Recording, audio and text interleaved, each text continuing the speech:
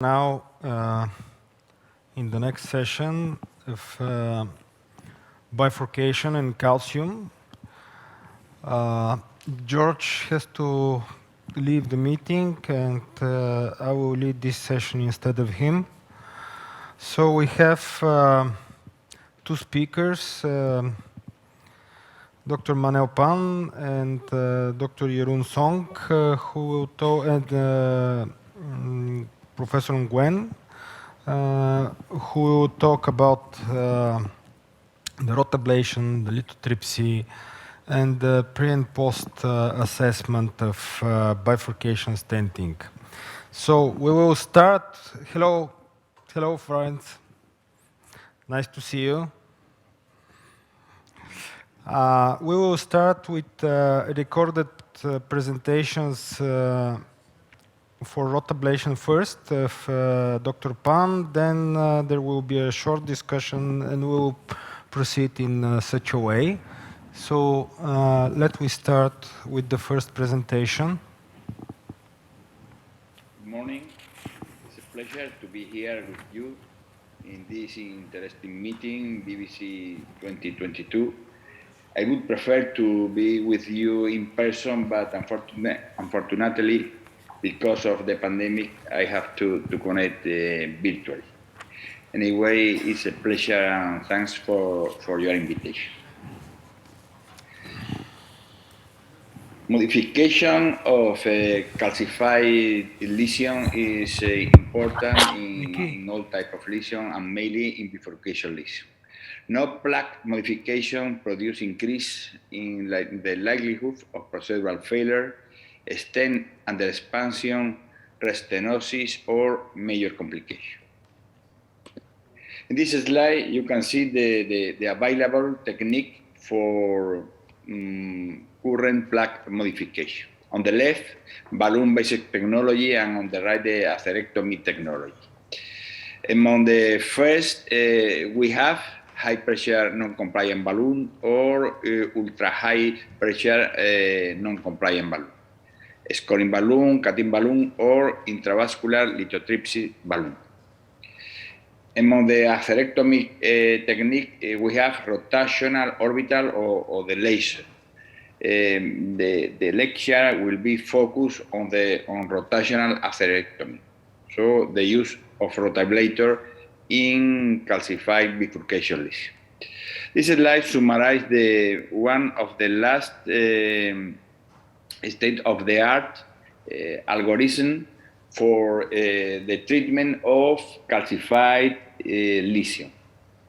As you can see, all the previous technology are useful in different situations, and it depends if you have crossed the lesion. It depends if the plaque is very calcified. So you can see the recommendation of the previous commented technique for the treatment, for the preparation of calcified bifurcation lesion. As you can see, rotational atherectomy have an important role in this context, but need to have crossed the rotawire in the distal true lumen. Sometimes it's not possible, and in this case, if you have a conventional wire and nothing crossed, laser will be a good alternative.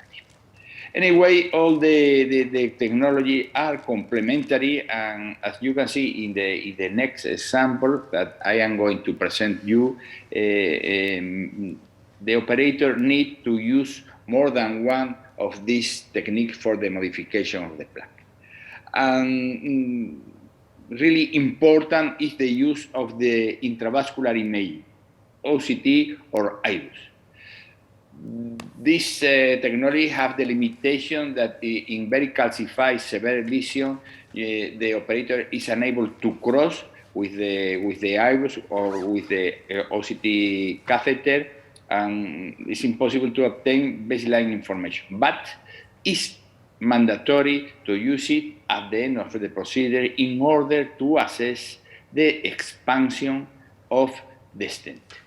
The stent under expansion is the main complication of this type of lesion, And I mentioned it previously, the consequence of this unsuccessful procedure.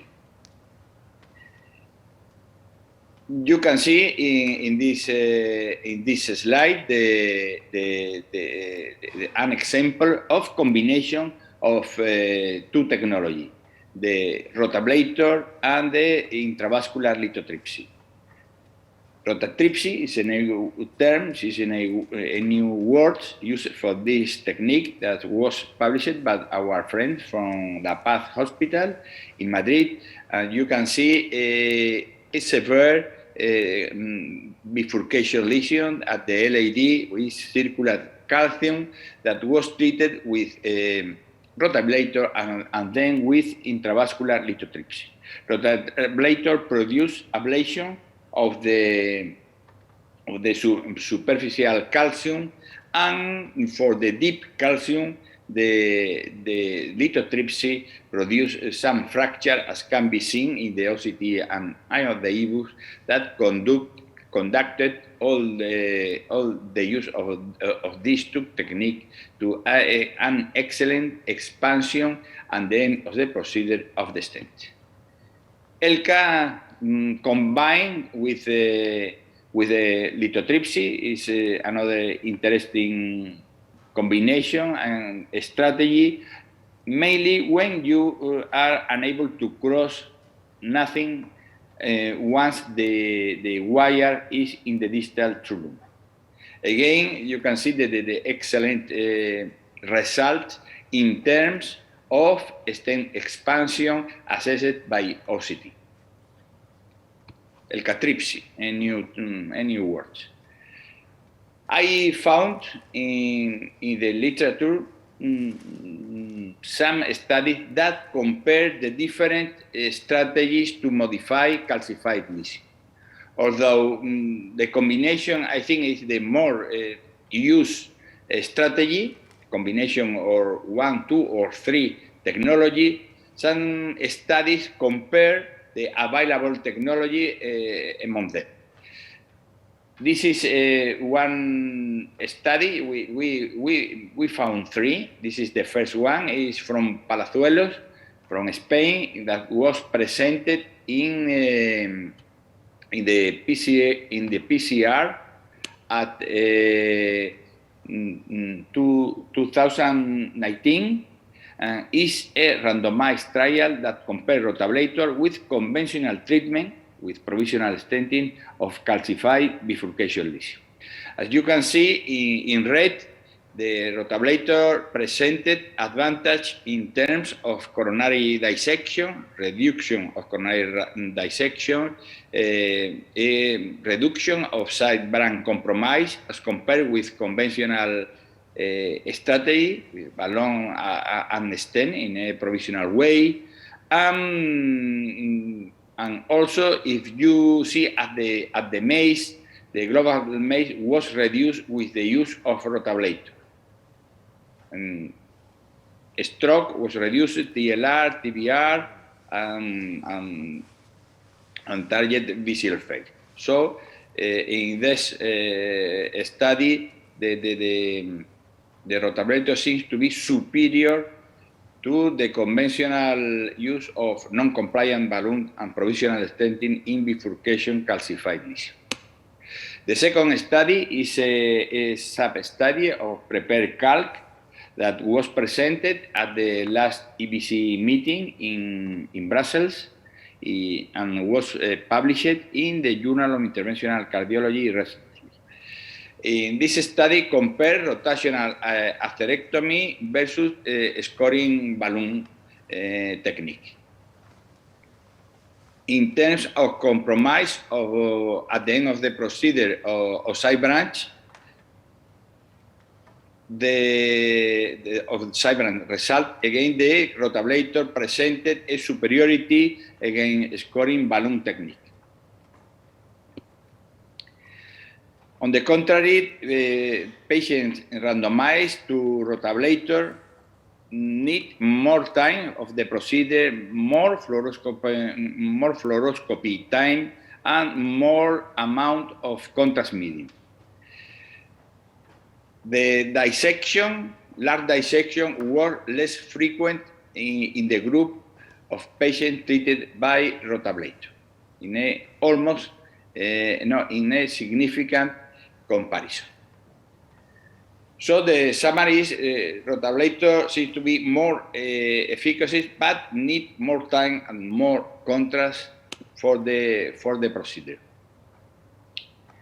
The last comparative study is compare rotablator versus orbital atherectomy. Was also recently published in Cardiovascular Revascularization Medicine. Is a very small trial that is difficult to obtain powerful conclusion, but maybe orientative. You can see that the result of both atherectomy technique were very similar in terms of MACE and in terms of myocardial infarction, death, or target vessel revascularization. So, apart of this study that compared different technique, as I mentioned it before, I think that most of the operator likes to use the combination of several modification plaque technique. I'm going to show you some examples using this philosophy.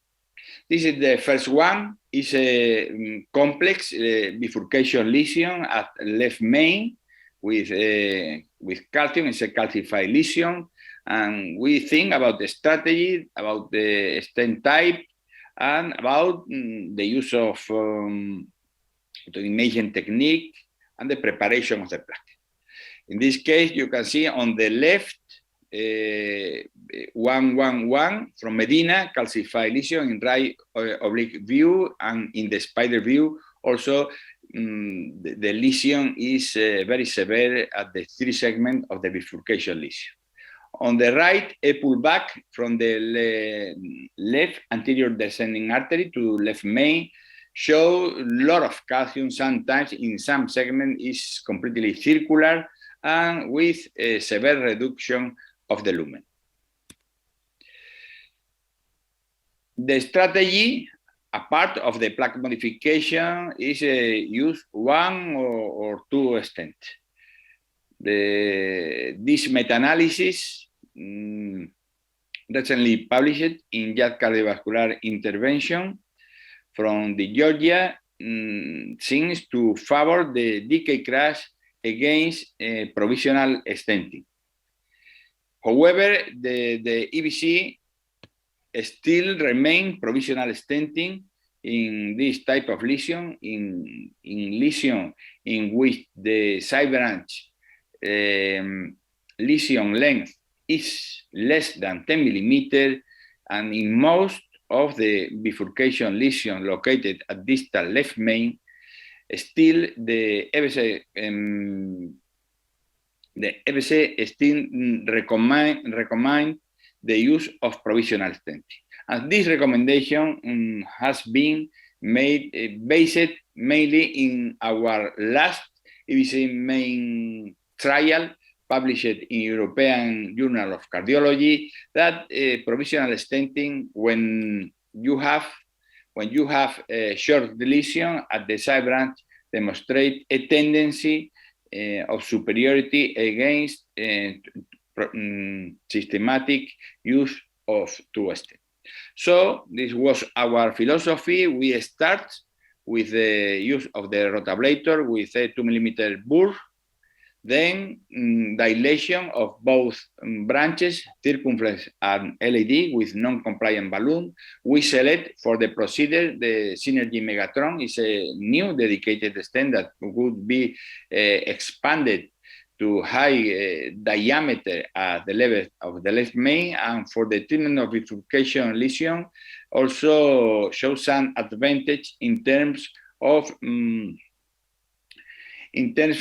accessibility to the side branch. This is our final result after the use of a kissing balloon, EPOT, that you can be seen on the right of the slide, and the Angiographic result is shown here. Good lumen at the 3 segment of Medina bifurcation lesion. And the final result in terms of IBUF, good expansion of the stent in the pullback from the left LAD to the left main, some stent deformation, but with a good lumen. Another example was performed recently in our lab. This is a patient, 81-year-old, included in the optimal study that tried to demonstrate the usefulness of IBUS in the treatment of bifurcation lesion located at the left main. As you can see, IBUS in the guideline have not a strong recommendation because of the lack of a big randomized trial. This is a trial that could change the current guideline. The example in the spider view, you see a lot of calcium at the proximal segment of the bifurcation lesion, and mainly in the ostium of the circumflex. The LAD seems to be preserved. This you see calcium in the first segment of the bifurcation, calcium over here, calcium over there, and the left main and the LAD seem to be preserved. So we classify this lesion 101 from Medina. The strategy was similar to the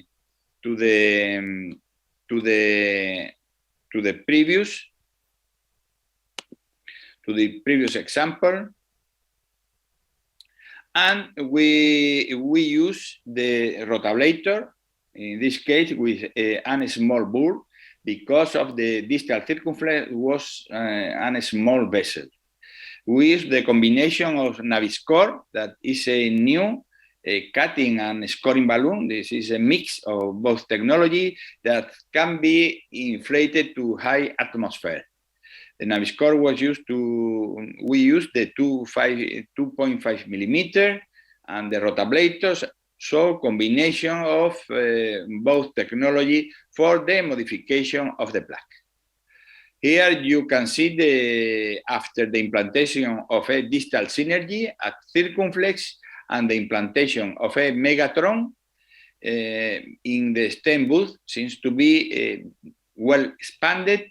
We perform POT with 4.5 millimeter balloon, kissing balloon with 3.5 plus 3.5 millimeter.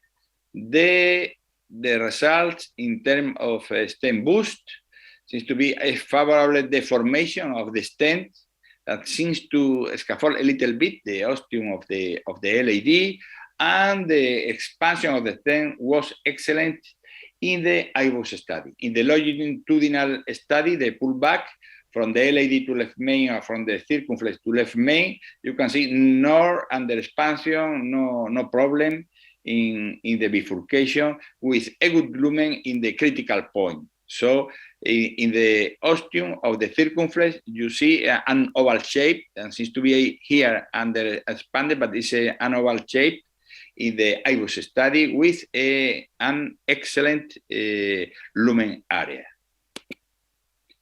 The final result in the angiography, in the spider on the left and in the right oblique view on the right, also shown an excellent result. Another example very similar in an older patient, 88 years old patient with a non-ST elevation due to the lesion, this complex lesion on the left main, lot of calcium over here, over there, in the proximal, in the left circumflex. So it's without doubt, it's a complex bifurcation calcified lesion. Balloon predilation, again, rotablation toward the circumflex, that was the segment that presented the more severe lesion in the bifurcation. The wire at the LAD was removed, obviously. We continue with the same technology previously described, the Naviscore, again, Navirota, is a new word, the combination of the two technologies. The IBUS appearance after the modification of the lesion with the combined use of rotablator and Naviscore. This is proximal, this is distal, this is the bifurcation. You can see a lot of calcium seems to be, I don't know how to interpret this image, but the lumen was increased and allowed for the good expansion of the stent, as has been demonstrated in this stent boost image. This was the final result after the stent implantation and POT. Was a very simple technique in this case, and the angiography seems to be okay, as well as the stent boost image. And finally, the fourth example was very interesting. It was came from the past, from 2014, when absorbable devices were frequently used in our laboratory. You can see the bifurcation lesion at the LED diagonal branch, and after the absorb implantation and severe under expansion with a large concentration of plastic was obtained in the image biosity. This was after aggressive dilation with non-compliant balloon, the maximum that the device allowed.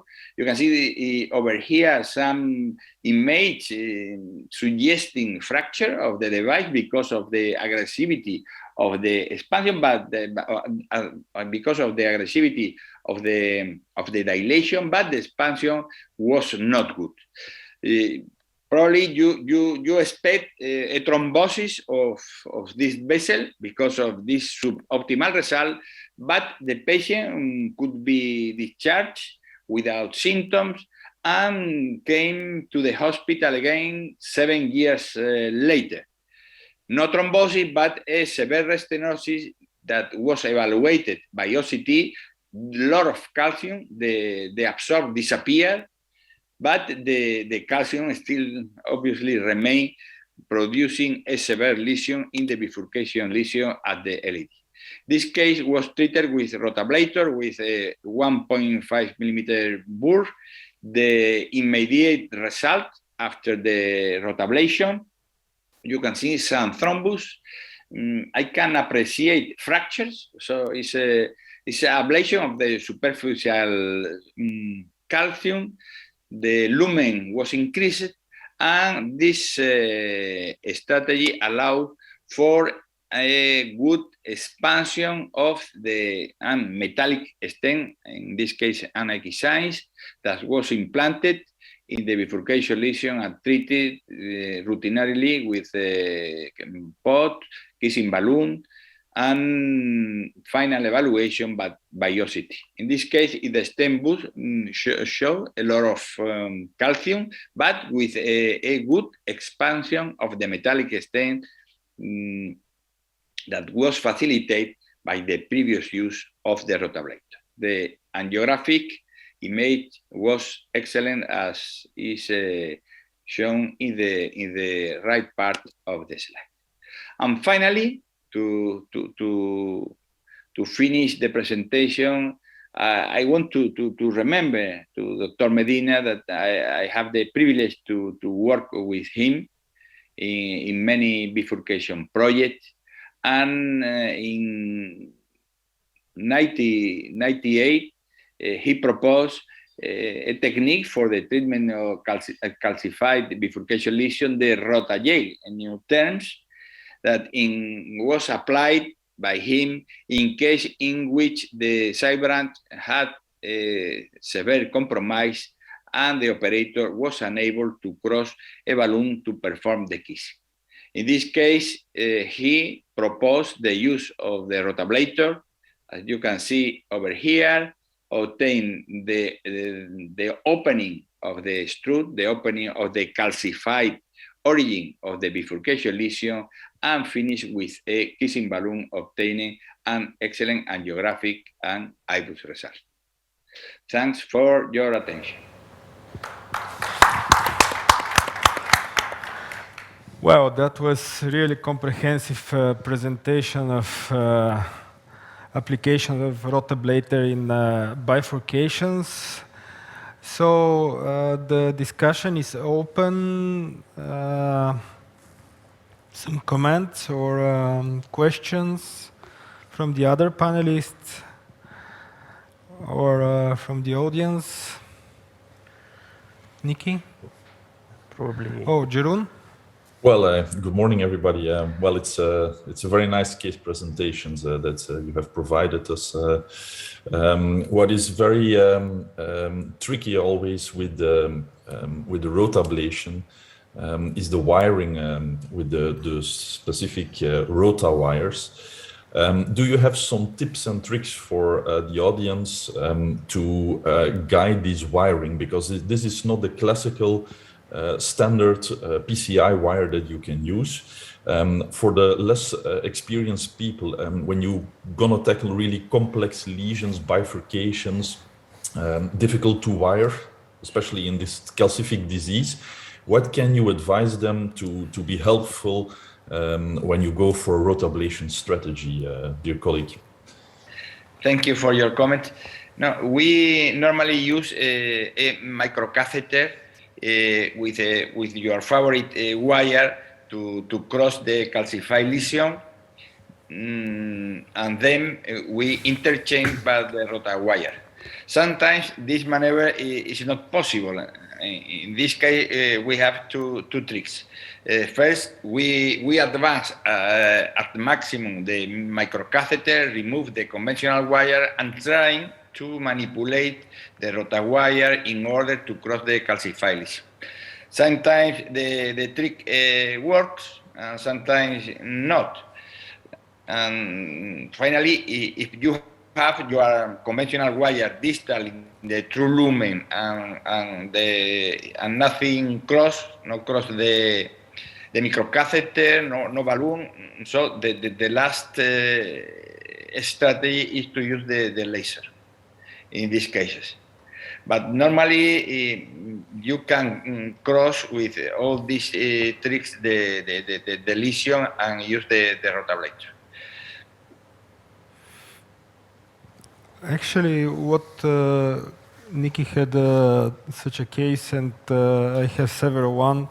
If it was not possible to cross, actually, we do with the stiff wire like Confianza. We made a sub-intimal tracking behind the calcium, and then just ballooning, just leaving or trying to keep the first wire across the calcified region position of the wire, and then we try again to exchange wire or just stand subintimally. This is very not unpleasant, very unpleasant alternative, but sometimes this is the only option, just to treat the calcified region like a CTO.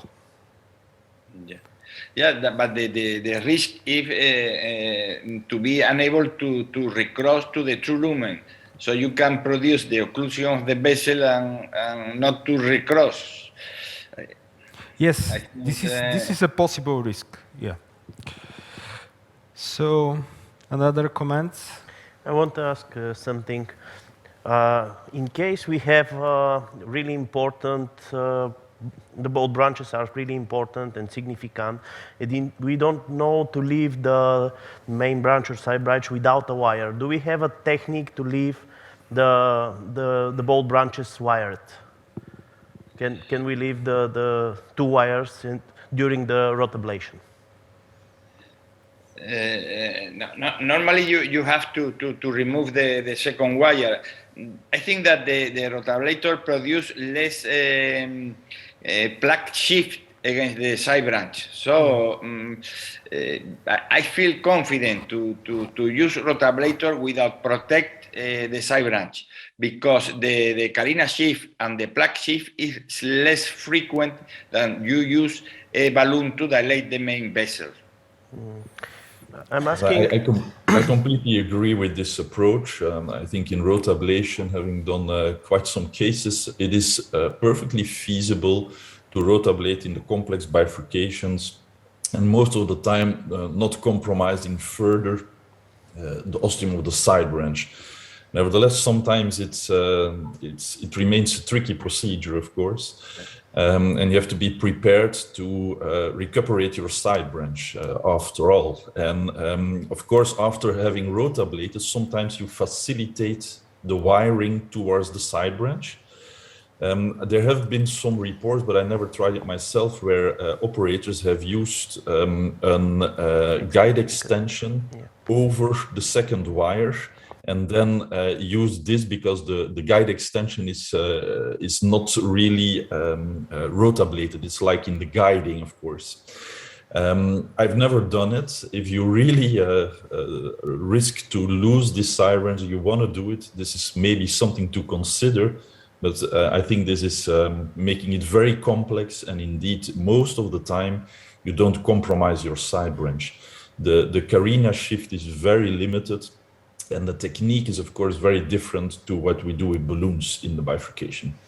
Yeah, thank you for the answer. I'm asking because I have seen some reports with the VIII French guiding extension catheter, and we live just next to the guiding extension catheter. The other wire is really safe. We don't, we minimize the risk to cut the second wire. We can easily proceed with rotablation through the extension catheter. But it's extremely rare. With plaque modification, it's relatively safe to leave it like that and without a second wire. Thank you. Okay, so I propose to start with the second presentation of Dr. Song. Thank you very much for this very kind invitation. My name is Jeroen Song. I'm from the Cardiovascular Center in Aalst, Belgium, and I will present you on bifurcation and calcium lithotripsy. So, first of all, I want to point out that I think that we very often underestimate the calcific burden in our patients. This is a pooled analysis of 14 contemporary drug-eluting stent studies. And in this analysis, you can see that approximately 1 out of 3 patients has moderate to severe calcification assessed by an angio core lab. And this despite being an exclusion criterion in most studies. So it is a very much underestimated problem. The prevalence of calcium is indeed 1 out of 3 patients, but we have to be very much aware also that this will impact approximately 5 to 10% of our PCI procedures. And this is something that will probably even increase as a problem in the near future. Why? Well, the daily threat will increase as we see more and more patients with increasing risk factors. Higher age, more diabetes, renal failure, hypertension, so the patients that remain to smoke, and of course, we have new technologies that have emerged. For example, we see more and more high-risk PCI patients, patients turned down for surgical classical aortic valve replacement that are sent for pre-TAVR PCI in complex coronary artery disease. So the calcium treatment and pre-treatment needs will continue to grow over the next 10 years. And why is this important? Well, calcium impedes stent deliverability, and this is something that we encounter, of course, not only with stents, but already with our balloons. So it is an independent predictor, or it's not difficult to be an independent predictor of not being able to implant your stent. The lack of flexibility in these calcified arteries makes it, especially in tortuous vessels, difficult to advance your materials, but we also damage our stents, and we even delaminate the polymer or drug coating, leading to an impaired drug delivery and, of course, then consequences on the longer term. We know that calcium is especially a problem for the circumferential expansion. And as you have probably seen during the presentation of the previous colleagues, the arc, the length, and the thickness of the calcium identify patients that will have a greater likelihood of stent under expansion. For example, when you look at the right side, you see that stent expansion at 16 atmosphere with increasing degrees of arc of calcium. And you see that the stent expansion, of course, is hampered by the calcific disease with increasing calcium arcs. And this leads to asymmetrical stent expansion seen in approximately 50% of stents deployed in calcific lesions when you use intravascular imaging to assess this, but also stent under expansion, which then is associated with an increase in ischemic events at 1 year follow-up. And indeed, this is what we see in the more general calcific outcome data. For example, this analysis of Philippe Genereux in Horizons and Acuity, 6,800 plus patients enrolled. And when you have a look at patients without calcium in gray, moderate calcium in blue, and severe calcification in red, you can clearly see that there's a significant higher rate of death, a trend towards more MI, and in the end, of course, more TLR and higher MACE rates in the patient with severe calcification. This is another analysis, 7 PCI study patients with approximately 6,000 patients, 1,000 without severe with severe calcification, and 5,000 without. You can see that the mortality rates are significantly higher, once again, at longer term follow-up, 3 years in this case, with lower rates also of complete revascularization in patients with severe calcium. When looking at the subgroups, well, calcification is an issue or a problem an sich, and is a problem for all clinical subgroups that you can identify. So it is an independent predictor for worse outcome. Then going to the bifurcation, in the bifurcation you see, we will not go back to the pathophysiology, let's say, of calcium in the bifurcation at the regions of low shear stress. But it is important to know that calcific disease, or the independent predictors of calcific disease, are the following: bifurcation lesion, the left main bifurcation, and LAD. And let that, of course, be the two most important locations where we will have to go tackle this calcific disease, the left main bifurcation and the LAD bifurcation. So it is a very well-known problem that we have calcified disease in the bifurcation, and this again leads to worse outcomes. This is an analysis of 21,000 patients that were dichotomized into bifurcation or no bifurcation, and no or mild calcium versus moderate to severe calcium. You can clearly see that there is a significantly higher MACE rates in the patients with severely calcified bifurcations. And calcium is indeed, once again, has also a significantly higher MACE rate than when in the absence of calcium, but a calcified bifurcation is, let's say, the worst to have. And the independent predictors of this calcium in the bifurcation are increasing age, smoking, chronic kidney disease, and obesity. We also have seen in this analysis that patients with calcific disease in the bifurcation have higher syntax scores, of course, and also have a longer lesion length. When you look at the components of the MACE rates, you see that this is not only a problem of during the procedure, but also on the longer term. You see the MI rates going up peri-procedural, but then of course you see also during the follow-up that the curves continue to diverge and that patients with severe calcium and bifurcation are worse during the longer term follow-up in terms of MI, but also death rates. So it would be very appealing to have a technique that would warn you that you are dealing with heavily calcified vessels before you enter the lab. And of course, the coronary angiography is only moderately able to detect calcium, while the other sensitive calcific assessments are only intravascular imaging based.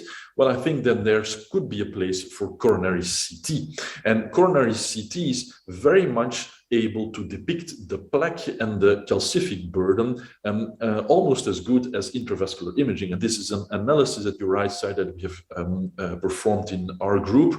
It was published last year, where we compared the calcific plaque burden with OCT as a reference. And you can clearly see that we can have a very good idea about the plaque components and that there's a systematic overestimation of the calcific burden in the plaque. But this systematic overestimation can, of course, be dealt with knowing that it is a systematic overestimation. This means that we have a very good impression on not only the calcific plaque volume, but also the length and the distribution of these calcific plaques within the artery. And this is what you see here. This is a 3D patient reconstruction of the CT with a plaque map. And in green, you see the non-calcified plaque, while in white, you can see the calcific plaque components.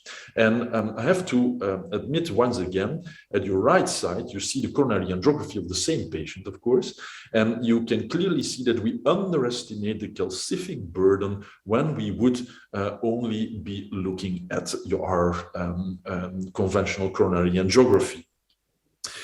Okay, so going back to the model, when we have this still frame of the model at your left side, and then you have the CT multiphasic reconstructions and straight MPR with the cross sections at your right side, you can compare or you can evaluate the calcific burden at the different locations in the coronary artery before you go to the lab.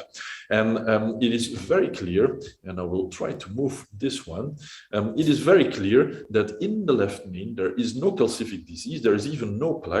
But when going to the bifurcation with the circumflex, you see some calcific disease appearing, getting worse in the third and the fourth cross section, and then again a more or less healthy segment in the mid to distal LAD. So there's a long disease in the LAD with a probably severe calcification in the proximal LAD. We're going to confront this with the IVUS image, but I first want to show you what we then do. We use this model and put this in the lab next to our angio images, and we use this as an online PCI guidance, very comparable to the IVUS guidance. We have our cross sections, and in the 3D model, we have a very reliable way to assess the stent length that we will need, going from the normal to the normal, and of course, taking into account the fact that we will probably need lesion preparation in this proximal LAD. And as I've said you, this is the IVUS image that will confront our CT assessment. And as you can clearly see in the still frames and the cross sections of the IVUS in the bottom, as compared to the CT cross sections, in the proximal LAD, you have a severe calcification, almost circumferential, which is then again in MLA confirmed by the CT. So this is a very calcified lesion that probably will need lesion preparation in order to be able to expand your stent. The treatment options to address this calcium are probably already mentioned by our colleague during the previous presentation. We have the high pressure balloons and we have the rotational atherectomy, all with their advantages and disadvantages. Nevertheless, there is a new kid on the block, and this is IVL. Is it really new? Well, these are images of 2009, where somewhere in California, using an iPhone, when they made a movie of a very basic IVL at that time, then what you can see here is this is an eggshell, and you can clearly see that they were able to break the calcium of the shell while the membrane is still intact. And it's very nice to hear the sound while you watch this video and this image. It's doing something. It looks like it blew a hole in the backside, and what we're seeing on the front side is the membrane. I think it's going to work. And this was really the first, let's say, IVL available. IVL is very effective. And how does it work? Well, at the calcium interface, there is a large difference in density. And together with the concentration of sonic pressure waves, then there is a large dissipation of this energy when there's a hard material. The opposite is true in soft materials. So, for example, you can use the IVL. When you put your fingers, nothing happens. And this is because there is only a small difference in density in soft tissue. So that is why IVL works hard on hard and is soft on soft. And here you can see what really happens. So this is a video where you can see this this lithotripsy energy that is created at the emitters that are located in between the markers. And this is within a balloon filled with a fluid, of course.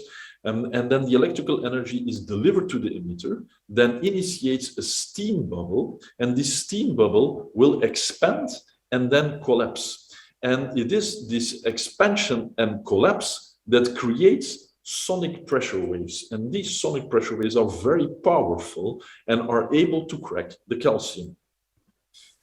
There's different mechanism of action. There is compressive stress. There is also sort of a shear stress as the shock wave then propagates in the calcium.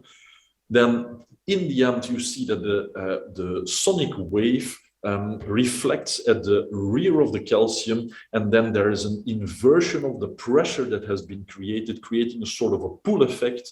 There's a tensile stress and even a squeezing stress from the inside and the outside that squeezes the calcium, and that in the end will lead to calcium fractures. So basically, it is not so difficult. You just push the button on the machine, on the IVL transducer, let's say, and then you have the creation of the sonic pressure waves that travel through the vessel tissue, and they create an effective pressure of approximately 50 atmospheres. And it is a localized field effect within the vessel that can fracture both the intimal and the medial calcium. So it is important to apposition well to the vessel wall, because this facilitates the efficient energy transfer during IVL, which is then used to dilate the lesion to gain our maximum lumen size, of course. So these are the different components of the IVL system. It is, of course, a very compact, rechargeable generator that is then coupled to a connector.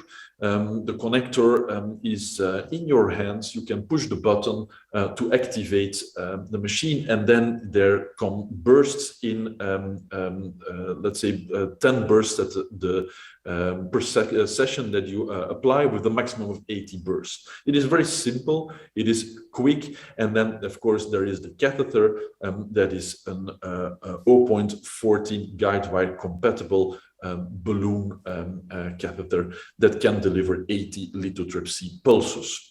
It is always a 12 millimeter semi-compliant balloon where the emitters are located in, and you have in between the two marker bands, the two emitters that are located with difference of 180 degrees. So let's say opposite to each other, to increase, let's say, the field where the energy of the sonic pressure waves is efficiently applied. The different sizes, well, 12 meter of length, you have 2.5, 3.0, 3.5 and 4.0 balloons. And what you have to do is just position your balloon within the lesion. You inflate your balloon to 4 atmosphere and then deliver your lithotripsy for 10 seconds. And you can repeat this up to 8 times. And then, of course, you end with a conventional PCI.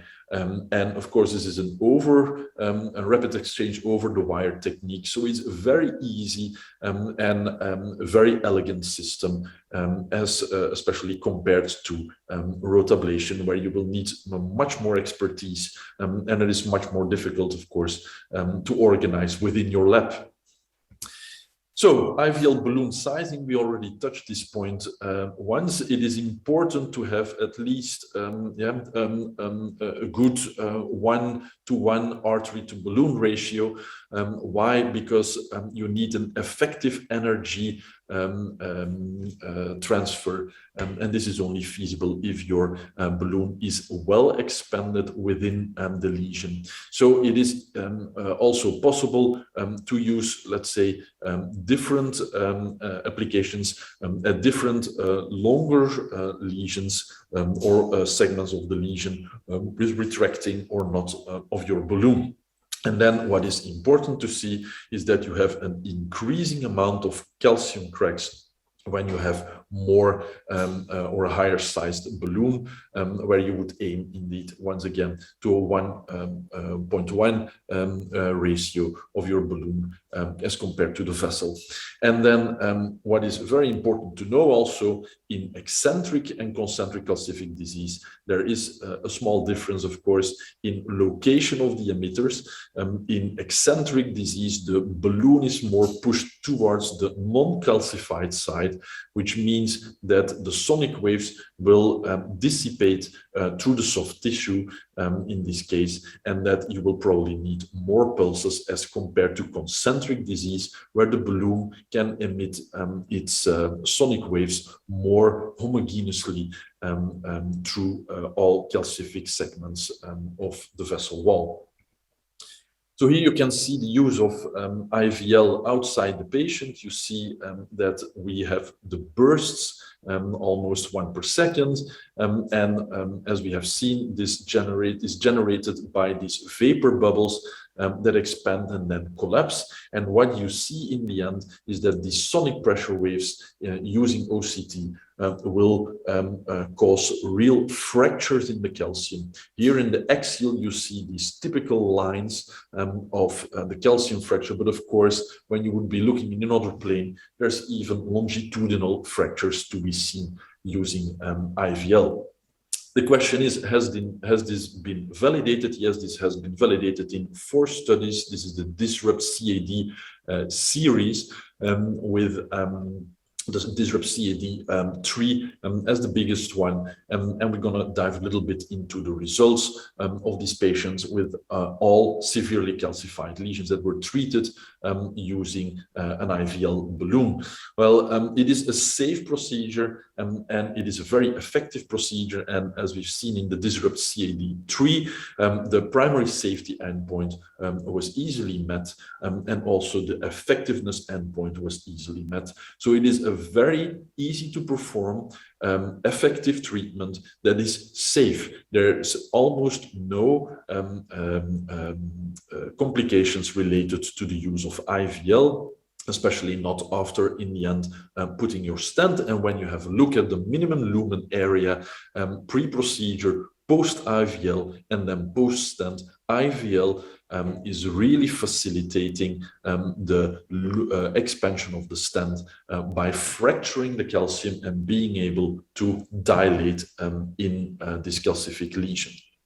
Going then to the Disrupt CAD bifurcation subgroups, well, in patients without side branch involvement or with side branch involvement in the early series, we see once again that it is a very effective treatment with an acute gain that is almost the same, and no difference in complication rates. It is very safe. When you look at the CAD3 group, then you can see that in the bottom, bifurcation lesions are not significantly different in terms of MACE events when using IVL. This is the combined CAD 1 to 4 subgroup. Once again, the effectiveness and the safety have been proven throughout the studies, and when you have a look at the complication rates post-IVL and post-stent, then you can see flow-limiting dissections, for example, post-IVL are possible, but after stenting it is very uncommon. There is a post-IVL, no perforation, a blood closure, or no reflow at all. So it is and remains a safe procedure.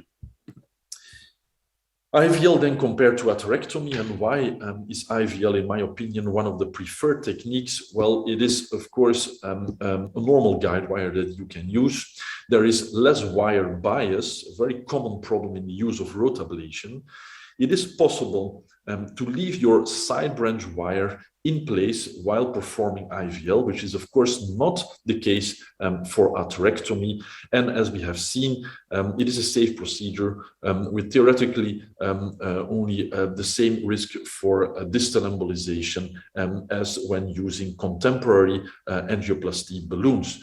There's no perforation, no arrhythmia caused by IVL. Nevertheless, we can see often the spikes on the ECG tracings, but this is not the cause of any arrhythmia either. So it is a very easy to perform technique once more. So why IVL in a bifurcation? Again, easy, safe, and efficacious.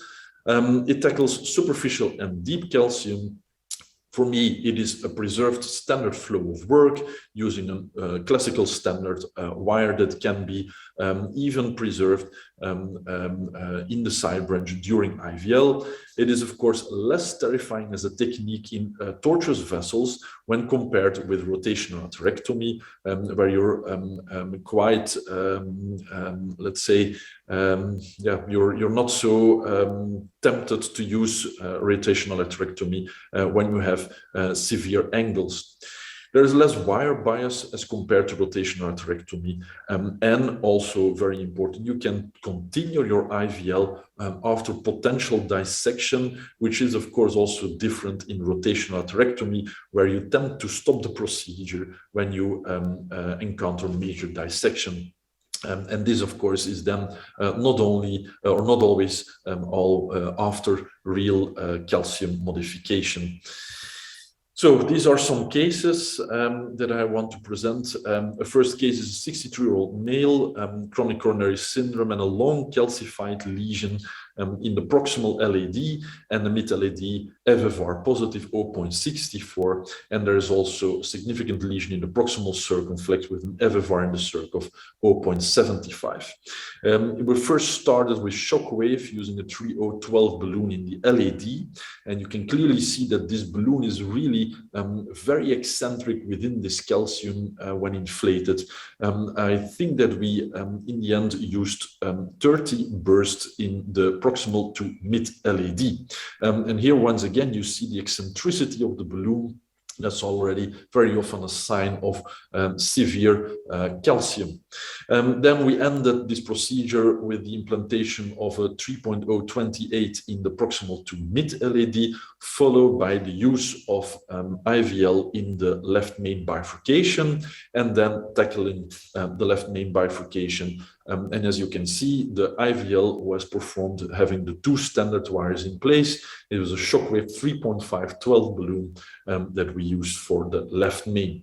And this is the final result after implantation of a 3.524 in the left main. The FFR in both LAD and circumflex were satisfactory after the procedure. A second case, an 83-year-old male with a chronic coronary syndrome and a very calcified, quite focal distal left main lesion, where we upfront decided to use shockwave. We used a 3.012 balloon in the left main towards the LAD and towards the circumflex. And this is the final result after a DK crush using a 4032 in the left main LAD and a 4024 in the left main to circ. I think is a very nice result. And once again, In the left main, it appears to be a very elegant way to deal with a real true bifurcation lesion. The third case, a 76-year-old male with a chronic coronary syndrome and a calcified bifurcation. We used 2.512 with 2 wires in place, and then followed with a long 2.7538 stent and a pot side pot. And this is the final result. And I can tell you the FFR in the side branch was normal, so we did not tackle the side branch in the end. The challenges, nevertheless, of IVL, well, of course, this is, for me, the ability to deliver the IVL balloon is, of course, more bulky than a classical plain old balloon for angioplasty. Very often we use even guide extension. Sometimes we use pre-dilation with a very small balloon just to make sure that we can cross with the IVL balloon. Sometimes you need rotational atherectomy before IVL, and I think that it is very clear that this RotaShock strategy is something that you will encounter once every case. So it is very, yes, they're complementary as techniques. Sometimes we also use partial IVL balloon activation in the proximal part of the lesion and then try to use the IVL balloon or other balloons to advance more and more within the calcified lesion. This is an example of RotaShock that I have performed, I think, 1.5 years ago. So we were not able to cross this lesion with the IVL balloon. You see a rotablation with a 125 burr, and then followed by IVL because the balloons did not expand well. Here you can see in the left bottom that in the end the balloon expands, and the final result at your right bottom side. There is hardly any learning curve associated with the use of IVL. You see one, you do one, and you teach one. It is very clear that in centers where IVL has been adopted, that this has replaced rotational atherectomy during the last couple of years. So we need dedicated data, that is clear. There are data coming up, the Bifurcation trial, in patients with moderate to severe bifurcation lesions, in whom a 2-stent strategy has been decided, and then these patients will be randomized after OCT in both branches to a standard angioplasty or an IVL in both branches, plus of course DES in both cases, and followed by final OCT and a primary endpoint aiming at the minimum stent area, and followed by clinical follow-up during 1 year. This will learn us a lot more of the use of lithotripsy and the potential clinical improvement using lesion preparation with this safe technology. So as a conclusion, bifurcations and calcium are closely related enemies during PCI and are linked with poor outcomes. CT before entering the cath lab could raise a red flag and could warn you that you will need lesion preparation. Consider, of course, intravascular imaging to further characterize the calcific pattern, and also post-PCI, of course, there remains an important role for intravascular imaging. OCT could help indeed to predict your stent under expansion. IVL is not disruptive in your normal workflow, but has proven to be a very disruptive technology. It is a safe technology and effective, but keep in mind, calcified bifurcations remain a challenge per and post-procedural. Thank you very much for your attention.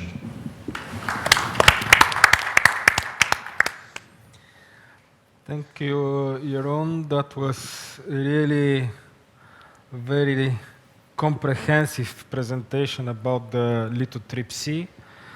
And probably for the sake of time, maybe I will skip the discussion and we'll start the next presentation of Professor Tak Nguyen, who is one of the visionaries in cardiology, one of the persons who supported me during the last more than 15 years. And hello, Tak. And I know it's very early. Good morning. It's early morning In India. for you. So let's start the next presentation, and then we will do the discussion finally. Good morning. I am Dr. Tak Nguyen, Methodist Hospital, Maryville, Indiana, and Tân Trào University, School of Medicine, Long An, Vietnam. I would like to thank the organizer of this wonderful BBC meeting.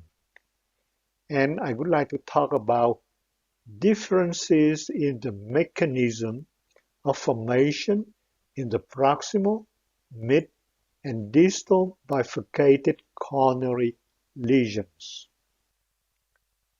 In this talk, at the beginning, I will discuss the general principles which are the basis of my research. Next is the turbulence at the mid-segment of the right coronary artery, vortex formation at the ostium of the left circumflex, reverse separation flow at the distal RCA but proximal to the origin of the PDA, and at the end, mechanical injury at a hinge at the osteodiagonal of PDA. In my research methodology, I would like to use engineering principle to explain the flow of the coronary arteries. In general, the blood flows in laminar pattern. If the flow is turbulent, it can change the structural composition of the vascular endothelial cells. Turbulence depends on Reynolds number, and the formula for turbulence depends on viscosity, density, but mainly in diameter and speed. If the speed is high and the diameter is large, then the chance for turbulence is higher. Now we go to real-life coronary artery disease. My first question is, why there is a lesion at the mid-right coronary artery? The answer is because the mid-right coronary artery is the most common location of turbulence where there is recurrent collision between the antegrade and retrograde flow during transition from diastole to systole. Now we go to real-life coronary arteries disease. This is a series of 8 consecutive coronary images showing the flow of blood at the beginning of diastole to systole. Please focus on the flow of blood in white on a background of contrast in black. The coronary images were recorded at 15 images per second. Each image lasted 0.06 seconds or 60 milliseconds. In picture A, the right coronary artery is full with contrast. In B, we see the blood coming in at the ostium as shown by the black arrow. In figure C, the blood moves in further, and in D, the blood arrived to the mid-segment of the right coronary artery. In E, the blood moves further, but black contrast persists in the mid-segment, and in F, the blood moves further, but black contrast still persists and even becomes more prominent at the proximal segment.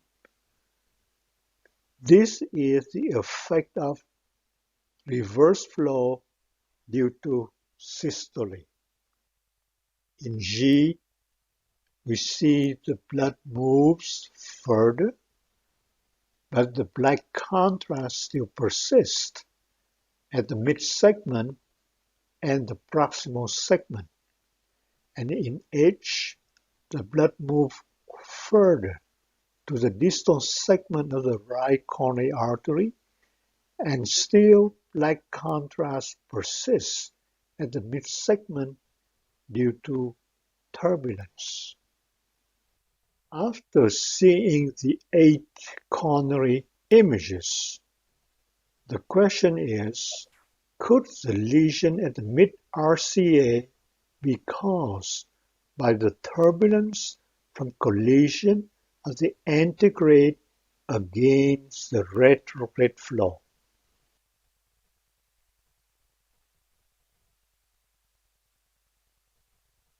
Now my question is, why is there a lesion at the ostium of the left circumflex? Now we discuss the lesion at the ostium of the circumflex. How could we use hydraulic principles to explain the formation of a lesion here?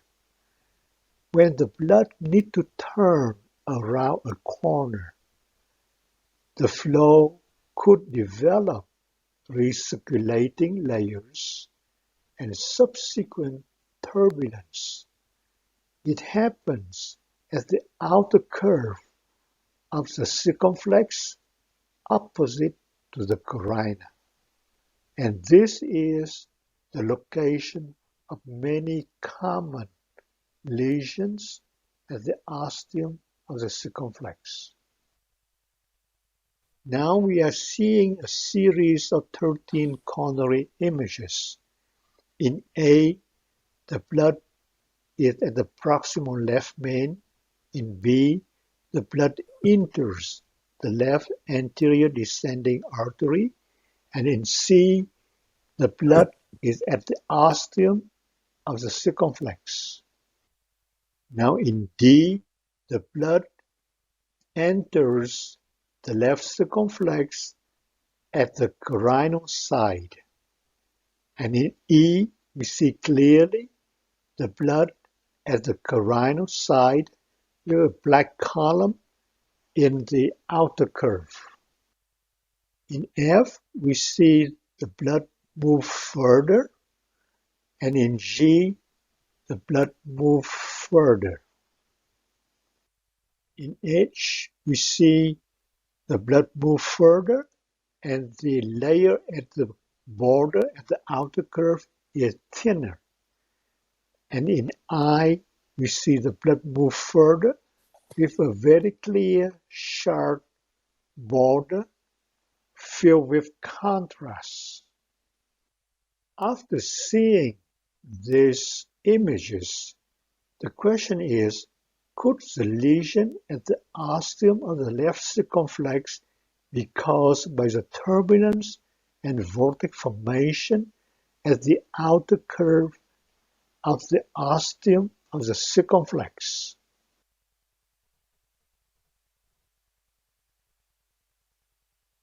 Now my question 3 is, why did a lesion form at the distal RCA but proximal to the origin of the PDA? To explain the formation of a lesion at the distal RCA but proximal to the PDA, I use the mechanism of water hammer shock and hydraulic to explain.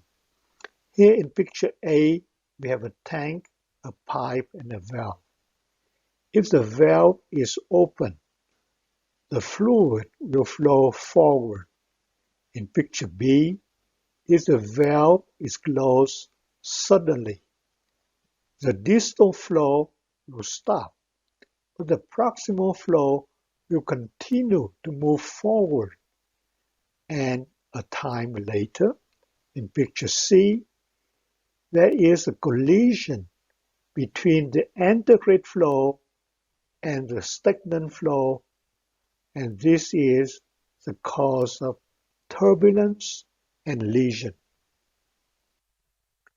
Applying the principle of water hammer shot to coronary arteries dynamic, a lesion is formed at a zone of separation similar to the lesion of the osteocircumflex, just from the opposite direction. Now we look at the coronary angiogram again. Here is a distal RCA, and it fully contrasts with some blood in white at the distal segment. At first, the flow was antegrade because it was in diastole. In this image, the blood in white moved forward, as shown by the white arrow. In this third image, the blood in white flew in further, as shown by the white arrow. Now, suddenly, at the beginning of systole, the flow reverses its direction. We see the black contrast move backward, push back the blood in white as we've seen before. It happened because it was in systole. However, the retrograde flow was short-lived.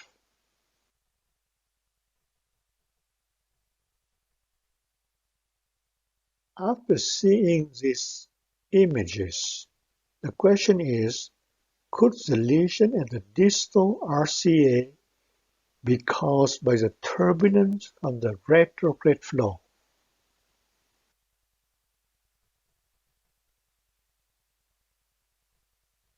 Now my question number 4. How did the lesion form at the ostium of the side branch, PDA, diagonal, or obtuse marginal? Now again, this is a series of coronary images.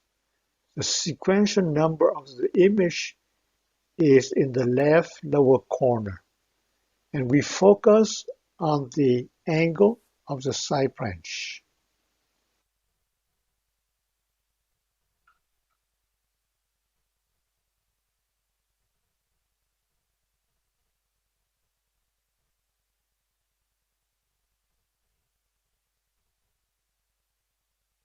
After seeing the images, the question is, could the lesion at the ostium be caused by repetitive buckling movement at the hinge location? If so, it is a lesion caused by mechanical injury and not from high cholesterol level. In this case, we see the PDA was protected from mechanical injury because it runs in the posterior interventricular groove. So I have a few new questions. What is the role of stagnant flow? Here a young patient coming to the hospital with no chest pain, S elevation 2 AVF, and troponin level of 115.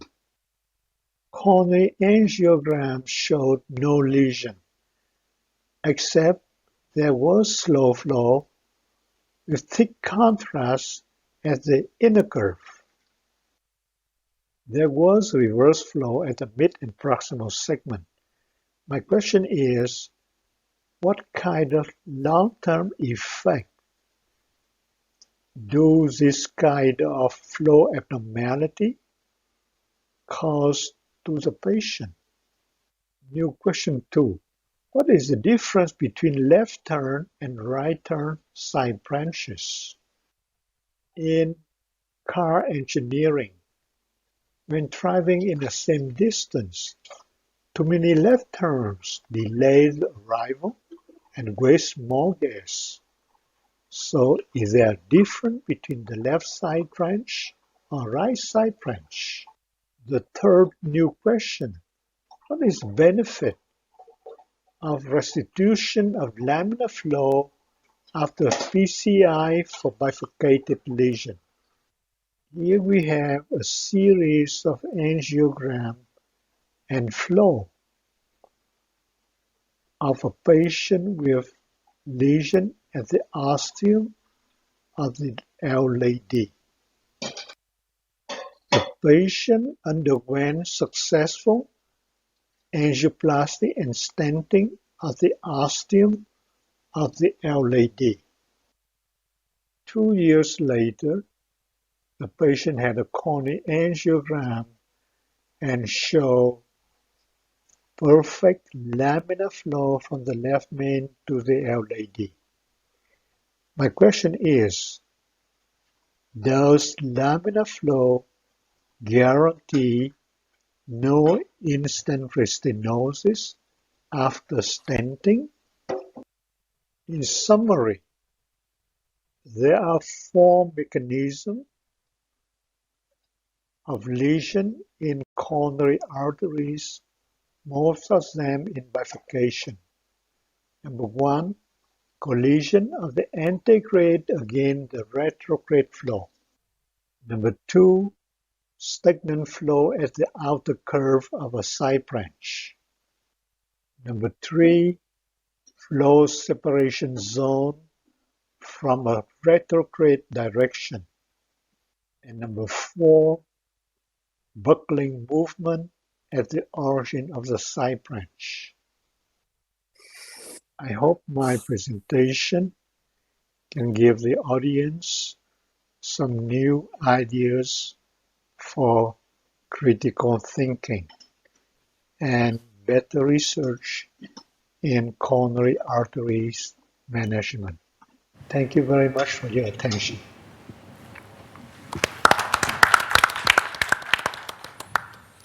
So, comments? So what is more important, cholesterol or flow? Or both? I have the impression both. I think that we need probably a metabolic disorder, chronic inflammation that is potentially also caused by mechanical issues.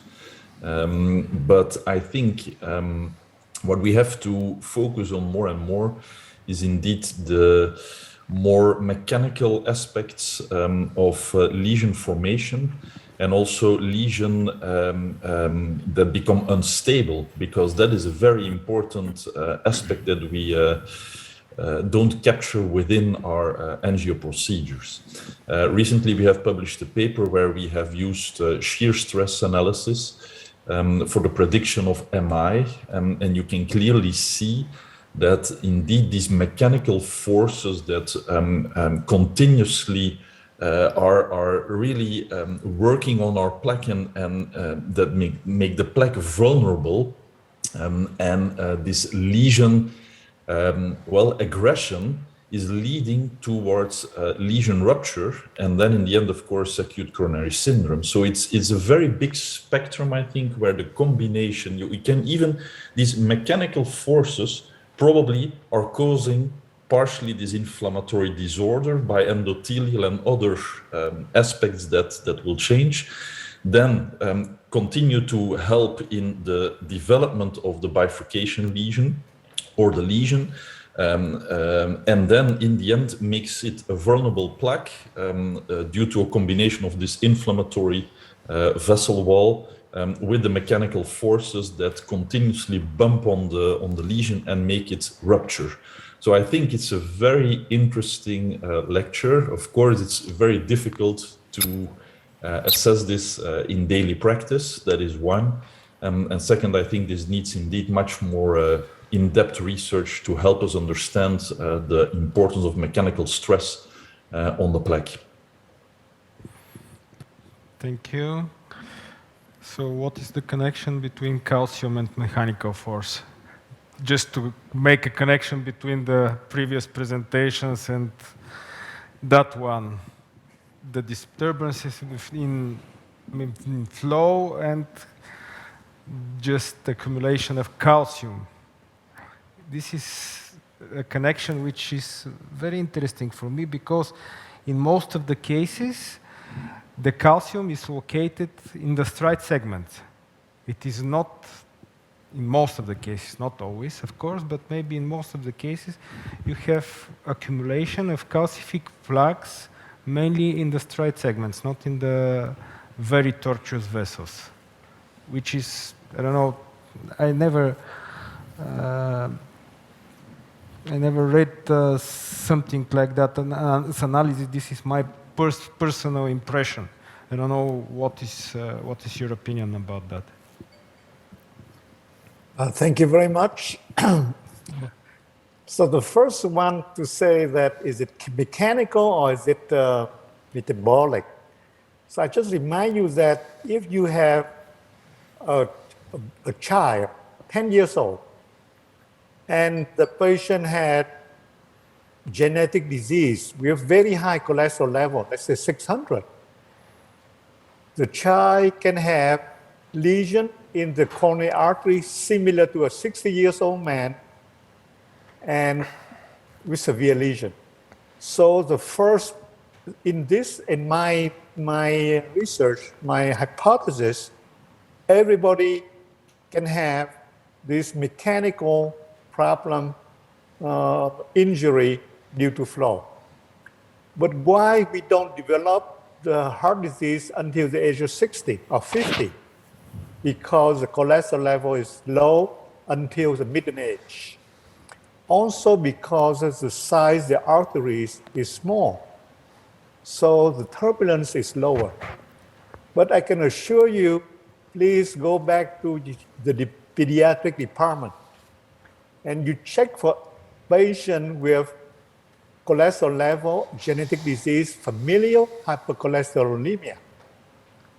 You can see many children, 10 years old, with coronary artery disease, and the first lesion is the proximal segment of the left circumflex. So everybody has injuries due to mechanical obstruction, mechanical abnormality of the flow. Now the second one. So if the patient, all of us, has mechanical injury to our arteries, but if we don't have high cholesterol level, yes, we have inflammation. With inflammation, we have calcification. And so without the high cholesterol level, there's no lesion. In my practice for 30 years, a lot of physicians order the CTA of the coronary arteries. Many patients had high calcium score. And for 30 years, I have only one positive patient with a high calcium score, stress test, and angiogram, and really the patient has a high significant lesion. The majority of patients with high calcium score, because of mechanical injury, inflammation, but no high cholesterol level, so they have calcification, but no lesion. So this explains the question of Dr.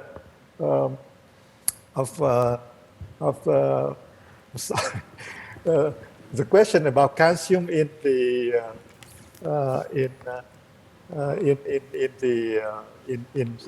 coronary arteries. So this is my answer for the answer, and I thank the panelists, the organizer, and Joran. You explained everything very clear, very beautiful. And you just asked the question, how to prove it. That's all. Thank you. Thank you. Jeroen, what do you think about the connection between calcium, mechanical force, flow? You're mute. Just unmute yourself. I'm sorry. Well, there's indeed probably a close correlation between flow mechanics and then calcification. For sure, this calcification is more or less protective. I personally would have preferred in my patients that they have more and more calcific disease, because this is something that really protects them for indeed plaque rupture, which is less the case in the non-calcified lipidic plaque where we're all afraid of. I don't know how to prove indeed how this probably closely related plobrums start diverging, and where this in a circle remains to influence each other. And I have to say that in calcific disease, it's possible that this is more in straight segments of the vessel, and this is related to flow patterns that induce different types of inflammation due to the mechanical forces. And then, of course, in the end, have other plaque stress consequences that could arise due to the strength of the calcium in comparison with the non-calcified lesion. Where it all starts is unclear, I think. On the other hand, I think we have to go that direction. And as I have mentioned, we have done some wall shear stress analysis on angios of patients that developed an acute coronary syndrome. And it seems that it becomes feasible to have a hands-on shear stress and subcomponents that we nowadays can differentiate within this complete concept of shear stress, so different forces that we can capture to identify the patient that is at risk. And there probably there's also a component of protection, maybe due to calcific disease in comparison with non-calcified disease, that is maybe also captured within the flow phenomena that we measure using shear stress analysis. So it is the way to go, and I'm very eager to understand better all your concepts and see if this could change our business, because it's an important an important thing to study, I think. So thank you. Thank you very much. I thank Dr. Professor Dobrin Vasilev for your comment, and Gerard, thank you. Okay, so thank you, everybody. Thank you for participating. Very interesting and informative lectures.